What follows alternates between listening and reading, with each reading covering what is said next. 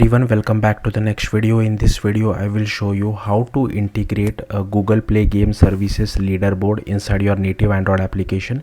So let's get started. Okay, so I'm inside Google Play console now, and all I have to do is just click on this create app button. So I'll just click on it. Okay, so the next thing is we just have to give it some name. So I will just give it a second try. You can give it some proper name. I'm trying it out for the second time, that's why I'm giving it a second try.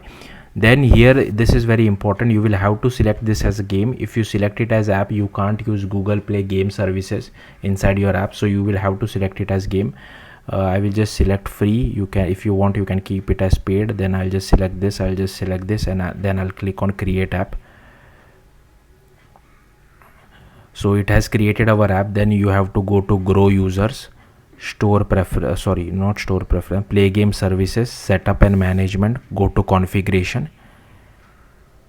Then here now if you are using any Google Play game services, any API inside your project, then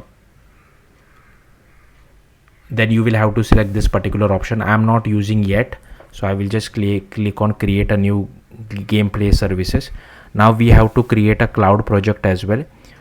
So we just click on this create new cloud project, and then we just have to click on go to Google Cloud Console. Okay, now I will give it the same name what I have given it on the for creating our Android project on Google Play Console. So I will give it the same name, and I'll just click on create. Now it will create the project for us. Okay, then again I'll go back over here. I will click done over here. Then here you just have to click on refresh cloud projects. Once that is done, just select your project. So my project was a second try. Okay, I think it has still not been available. Let's just wait for a few seconds. I think this does take a little bit of time for the project to get reflected. Okay, let me quickly check if I have done all the steps. Yeah, I have done all the steps. Let's go to over here. Yes, I'll just select this project. It's not necessary, but yeah, hopefully it should be available. I will just refresh it again. It does take a little bit of time. Okay, so here finally it is available. So I'll just select that, and I'll just click on use.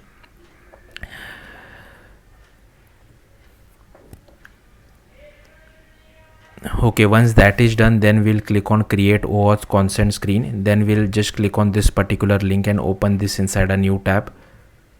Okay, so once you are over here, make sure the project is properly selected at the top. Once that is properly selected, we will have to click on external, then click on create. Then here you will have to give your app some name. Again, be careful with this, give it the same name what you have created on Google Play Console.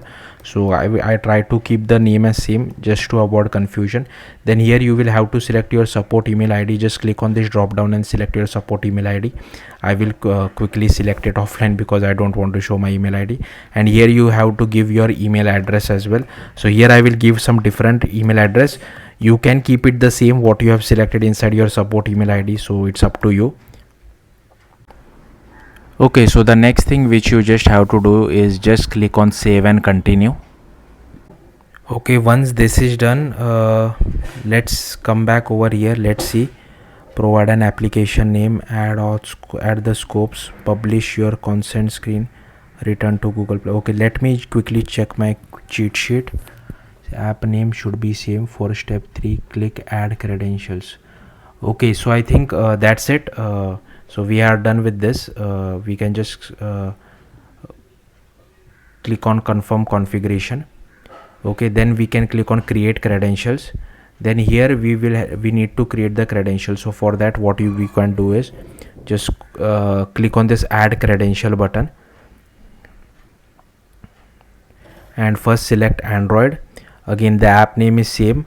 Enable anti-piracy, I will keep it as on. I will keep it as off because I'm testing it for I will be doing some local testing, right? So this is off for now, but I would highly recommend once you're publishing your app to Google Play Console, make sure this is turned back to on. Then here we have to create our OAuth client ID. So for that, we will just click on this create OAuth client ID, and Here it is saying go to create OAuth client ID, so I'll just click on this particular link. Okay, and then what we have to do is we have to go to application type, select Android. Here you will have to give your package name, so go to your Android application. You can go over here into Gradle scripts, and this is the application name, so I'll just copy this, sorry, package name I mean. So I'll just copy this. Now for SHA-1 certificate, I will show you two commands. Now ignore this is just a sample project which I had created. So sorry, what you will have to do is just go to the terminal, and you can just I'll just clear everything out, and here you can just type out. Now I'm using the debug APK, that's why I can easily use this particular command /gradlew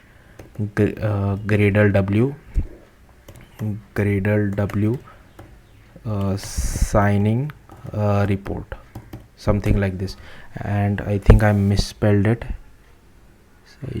I misspelled it. Signing, I misspelled it. NNG, something like this. Now it should give us the SHA-1 certificate. Again, be careful, this is only for debug APK. If you're creating a release APK, then you have to run a different command. So for release APK, you need to run this command for release APK. So basically you just have to give this to as a path of release key store. Don't use debug key store, give path wherever your release key store is located. This should be your release alias name, this should be your release store password, this should be your release key password.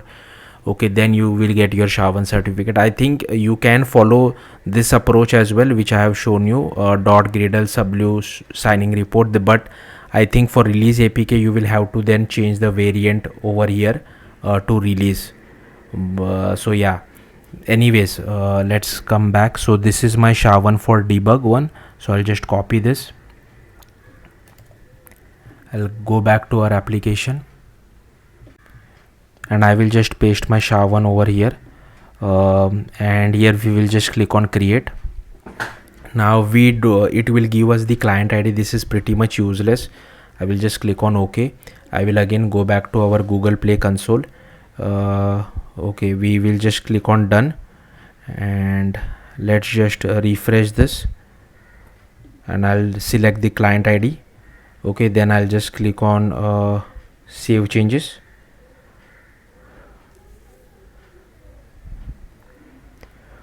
Okay, so it has created the client ID for our Android one. Now again I'll go back,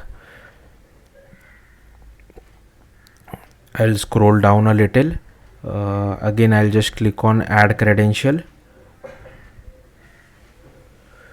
and I will scroll down. No, sorry, wait, I just got confused. Let's go back.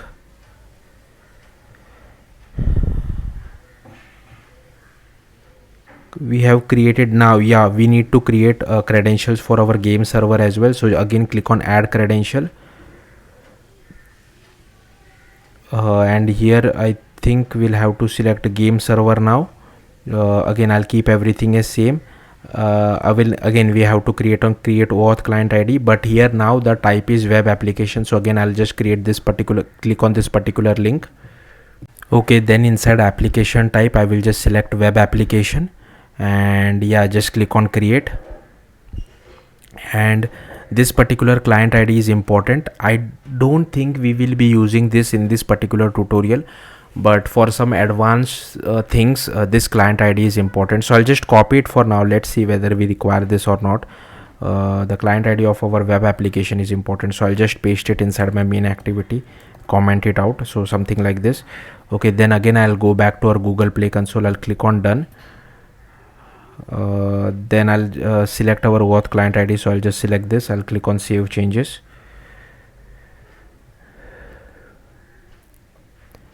Okay, so this is also done. Then again I'll just go back, and here we have to add our gameplay services SDK to your APK. So I'll just I think this will open the documentation. So to add this, yeah, I think we just need to copy this particular URL. So I'll just copy this, I'll go to build.gradle of our application. Again, I'll just update the mean HD, compile SDK and target SDK to at least 35, and then I'll just copy this, and here we just have to add this particular thing because we are using Kotlin for our Gradle files, and we can use a specific version as well. So here you can see, if you just option enter on macOS, I'm not sure what's the shortcut for Windows. Here you can see it replace with specific version, so I will just replace it with specific version because that is the good practice. And this other warning is telling me that use version catalog. I don't want to use version catalog, and here given that I changed this, it is giving me an error. I will just override it. I know what I'm doing. I'll just click on sync now. If this is already 35 for you or some higher version, don't worry too much about it. And also I will update the Kotlin version as well, because by default they are still using the older Kotlin version. So I'll just update to 1.9.25 and I'll again click on sync now. Then again we'll just go to our Google Play console. So we are done with this as well. Then we just need to publish our project. So just go over here, click on publish your project. So just scroll down. Okay, so here it tells what all things need our attention. So I'll just click on description first, and here I will just give it some my awesome description. Okay, and here you can select a game category. I'll just click on action. Okay, and I don't think so. Here we also need to give some app icons. So I already have some app icons with the app icon as well as the feature graphics. So I will just use that one. I don't want to waste your time, so you can just create an app icon. I've just used ChatGPT to generate all these icons for me. So yeah, maybe you can do the same thing, and I will just use this particular icon for feature graphic as well. Okay, I think that should be it. Then I'll just click on save changes. Let's see what happens. Okay, so this is done. Again, I'll just go to configuration again, and let's click on publish your project again. Let's see what all things are pending. Yeah, ready to publish. Then I'll just click on publish game project. So yeah, it is published now. Also one more thing which I forgot was, you will have to go to your Google Cloud Console. So here you can see this is my Google Cloud Console, right? For OAuth consent screen, we need to give some testers as well. So here you can see you can add some testers. Just click add users. This is necessary because we haven't published our app to we have not published our app to Google Play, right? That's why we require some testers, and testers are otherwise you won't be able to use a proper Google account. I'm not sure if you can get away without using testers, but I would highly recommend you to add testers if you are in the debugging, if you are using debug APK. So I will just enter my email address, and this is the email address which I had to use whenever I am logging inside my application. So I'll just click on save again. Why is this not working? Okay, I had to press it one more time, and here you can see it has added my email ID. So yeah, hopefully you should be able to do this. Then what we will do inside our application is, I will just go to our activity_main, and here I will just create one button. Instead of text view I will use a button, and here I will just give the name as login, and here I will give some ID as well as login. Okay, so pretty simple. And inside our main activity I will just add find view by ID for our login, so that I can add a one click listener to our button. So I will just go add our button. Okay, and here I will add r.id. Pass our ID of our button. Okay, and here I will just add .set on a click listener. Now first what I will do inside on create, there are few things which we have to do. First, initialize the Google Play Services SDK.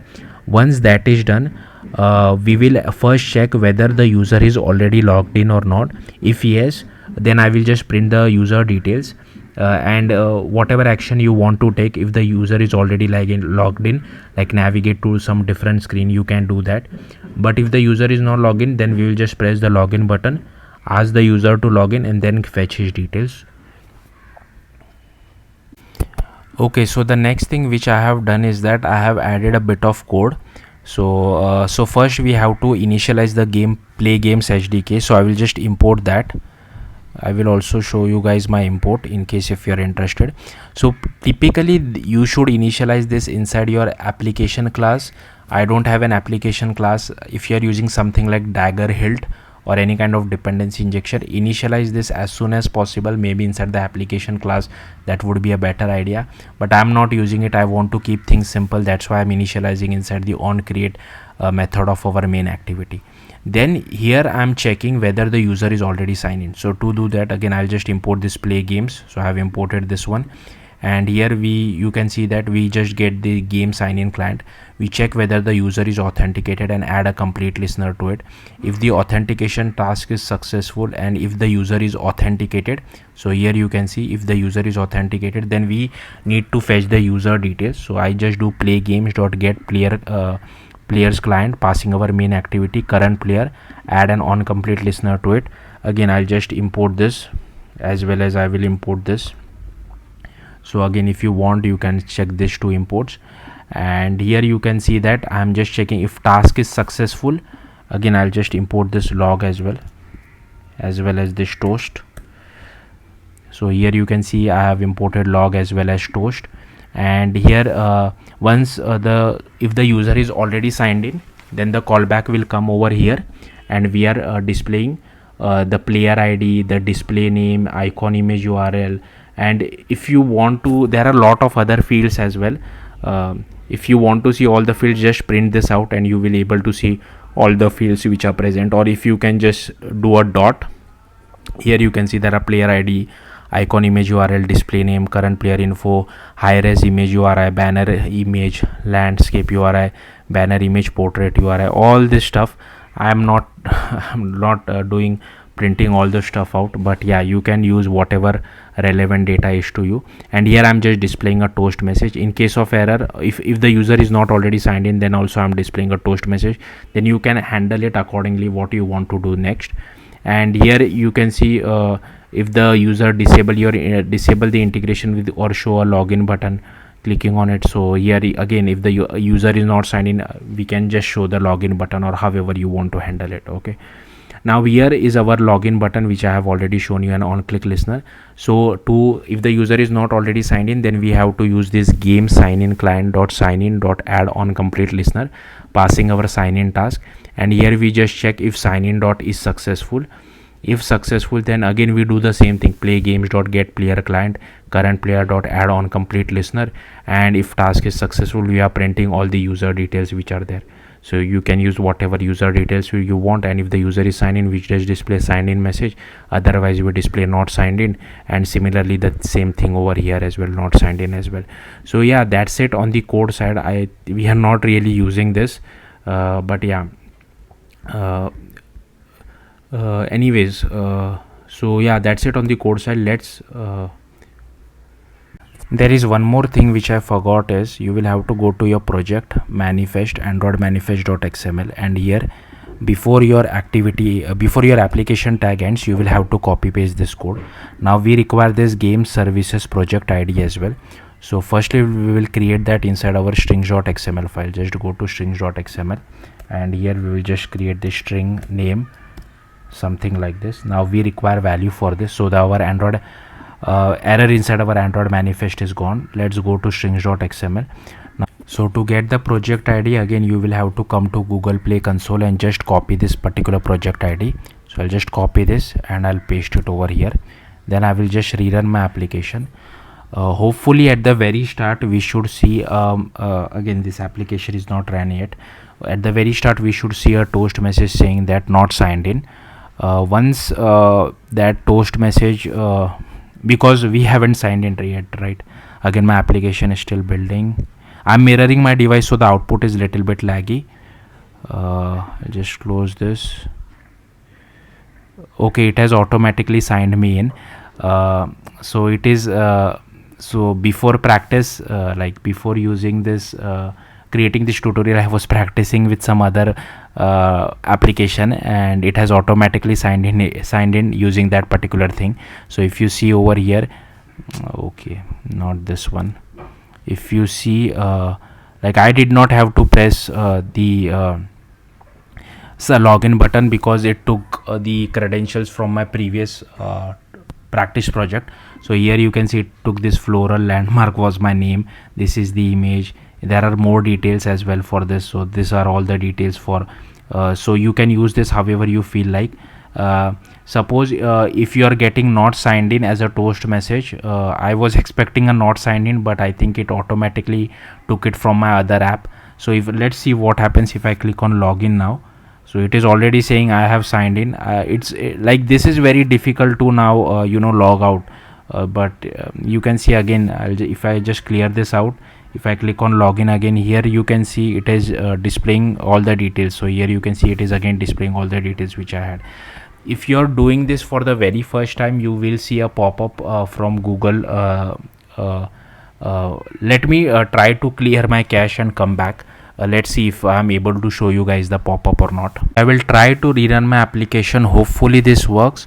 I have tried to clear some cache of my previous application which I made before doing this. Okay, this is not working. It is automatically still signing in, but if you're doing this for the very first time, it will show you not signed in, and once you try to sign in, it will display a pop-up like a Google Play Games pop-up, and it will ask you like choose a player or choose whatever you, if the user has already using this Google Play Games in some other app, then he would be automatically sign in just like it is showing it for me. Sorry, I couldn't replicate this. It's very tough to replicate because there is no logout API as well for this, but hopefully you got the point. The next thing which we have to do is, after integrating our login, we'll again have to come back to Google Play console. We will have to click on leaderboards inside setup and management of play game services.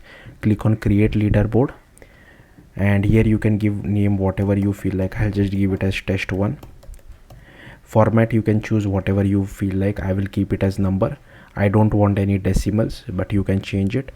If you want, you can just include an icon as well. I'll just keep it as a default app icon, and here you can sort it whether you want to sort it like whether you want to display user who has the largest earned points as first, or whether you want to display in descending order, like the smallest first. So it's up to you. I'll keep largest first. Then tamper protection, by default it is turned on. Then here is an interesting part, like set lowest allowed score and set highest allowed score.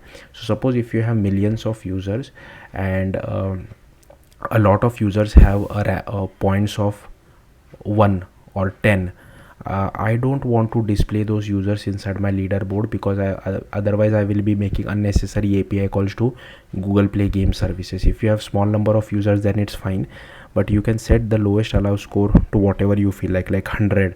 Then only that particular user will be displayed in our leaderboard.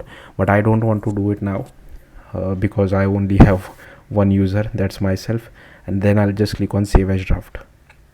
Then I'll just go back and I will publish it, review and publish. If you want, you can create more leaderboards as well, but I think for one game, one leaderboard is fine. I'll click on publish changes. Then again I'll go to our leaderboards. I'll click on this leaderboard and I'll copy this particular ID. Then inside our native Android application, I will go to strings.xml, and here you can see I have added the string name of leaderboard. There is a typo, again you can rectify that, but here I have pasted my leaderboard ID, so this is important. Then inside our activity underscore main, I have created two buttons, submit to leaderboard as well as show leaderboard. So whenever you call submit to leaderboard, the points of the user will be increased, and show leaderboard, that means like display a list of all users who have earned whatever points inside our application. Next, inside our main activity, so firstly these are, I'll just remove this. So these are all the imports. Just check whether you have all these imports correct or not.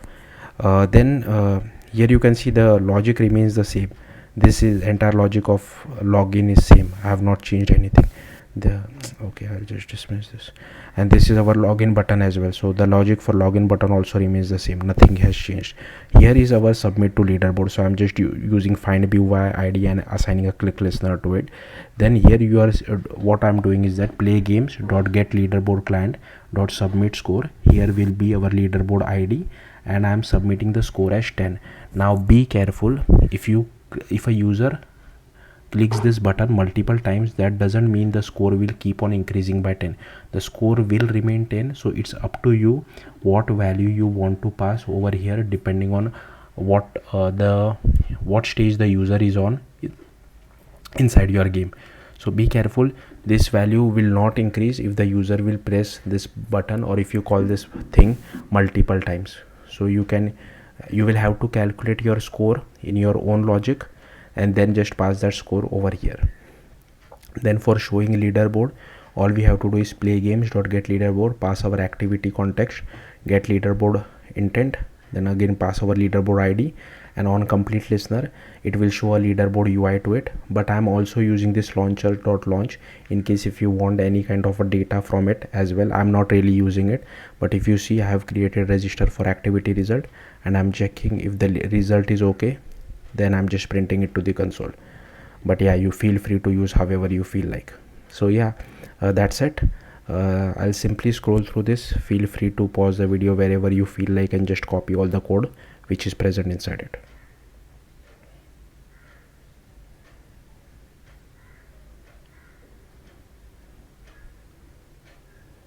Okay, now coming back to the output. So here is my running device. I'll click on show leaderboard. Currently there are no users, so here you can see there are nothing. So I'll just go back, dismiss this. I'll click on submit to leaderboard.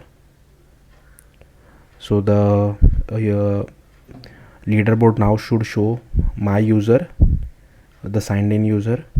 So here you can see it has now shown, and the score is 10 however many times. So if I keep clicking this button multiple times, as you can see I'm clicking on it, and if I still click on show leaderboard, the score will remain 10.